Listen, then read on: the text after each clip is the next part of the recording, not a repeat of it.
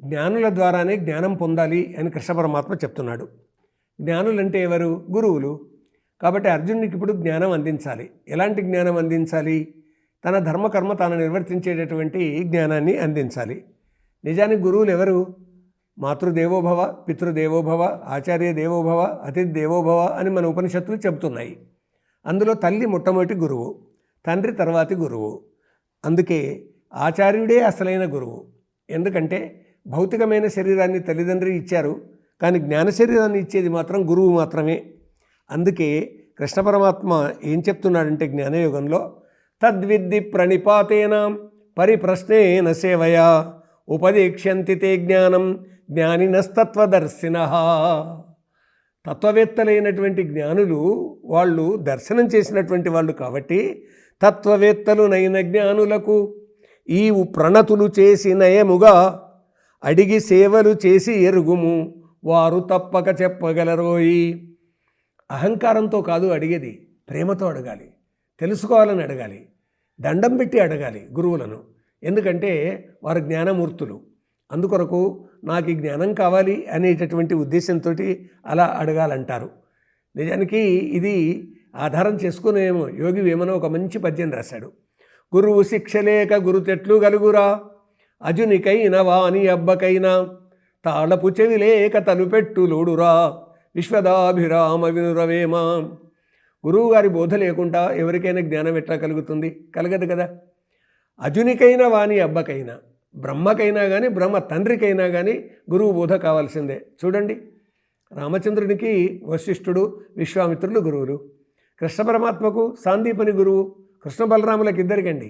కాబట్టి ఇప్పుడు ఆలోచించండి, దేవునిగా అవతరించినా కానీ వారికే గురువు ఉన్నాడు.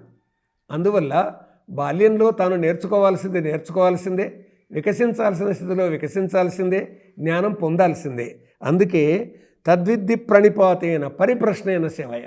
నమస్కారం చేసి అడుగు, పరిప్రశ్న వేయి, అడుగు, సేవ చేసి అడుగు.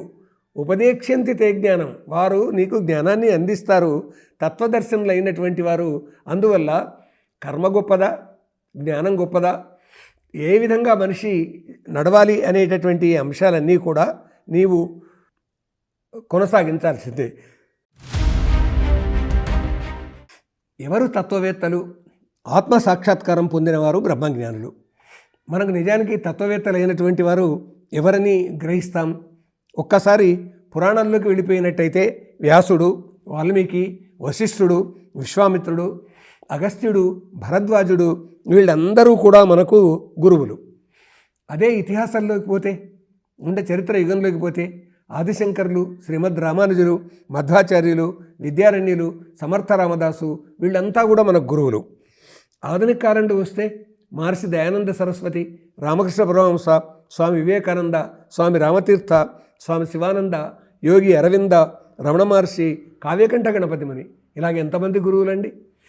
ఏ ఏ యుగాల్లో ఎవరెవరు, ఎప్పుడెప్పుడు, ఎక్కడెక్కడ, ఎవరెవరికి ఏ బోధలు చేశారు అనేది ఒక్కసారి ఆలోచించినట్టయితే నిజంగా ఆ గురువులకు చేతి దండం పెట్టాలి. వాళ్లను అడిగి జ్ఞానం పొందినటువంటి శిష్యులు ఎంత ఉత్తమోత్తములయ్యారు అనేటటువంటిది మనం గుర్తించాలి. నేతాజీ సుభాష్ చంద్రబోస్ అంటాడండి, రామకృష్ణ పరమహంస గురువు దొరికాడు కాబట్టి వివేకానందుడయ్యాడు. నాకు వివేకానందుని వంటి రామకృష్ణ పరమహంస వంటి గురువు దొరికితే నేను మరో వివేకానందుని అయ్యేవాడిని అంటాడండి నేతాజీ సుభాష్ చంద్రబోస్.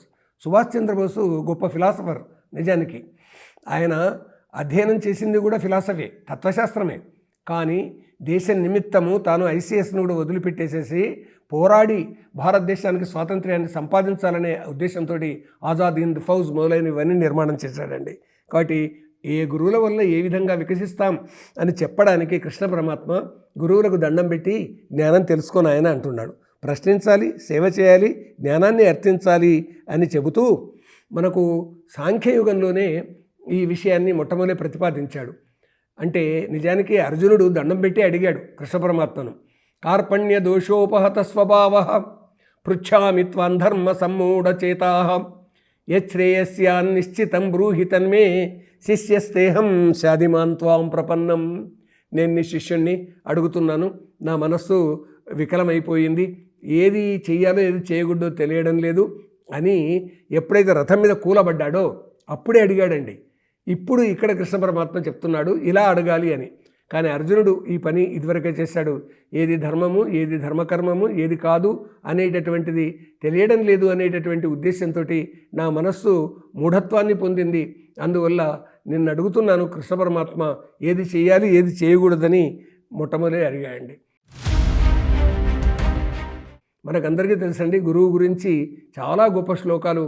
గురుర్ బ్రహ్మ, గురుర్ విష్ణు, గురుర్దేవో మహేశ్వర, గురు సాక్షాత్ పరబ్రహ్మ అనేటటువంటి ఇలాంటి శ్లోకాలన్నీ కూడా గురువు యొక్క గొప్పతనాన్ని మనకు తెలియజేశాయి. గు అంటే అంధకారం అండి, రు అంటే కాంతి అండి. అంటే అంధకారాన్ని దూరం చేసేటటువంటి కాంతి లాంటి వాడు గురువు అని అర్థం. అంధకారం అజ్ఞానానికి ప్రతీక, కాంతి జ్ఞానానికి ప్రతీక. కాబట్టి చీకటి అనేటటువంటి అజ్ఞానాన్ని వెలుతురు అనేటటువంటి జ్ఞానంతో దూరం చేసేవాడు గురువు అని గురుశబ్దానికి అర్థాన్ని సంస్కృత సాహిత్యవేత్తలు చెప్పారు. అందుకే అంటారండి, తెలుగులో మంచి మాట ఉంది, గురువు లేని విద్య గుడ్డి విద్య. కాబట్టి నీవు గురువులను ఆశ్రయించు, మంచి తెలుసుకో, ఆ మంచిని అనుసరించడానికి ప్రయత్నం చెయ్యి.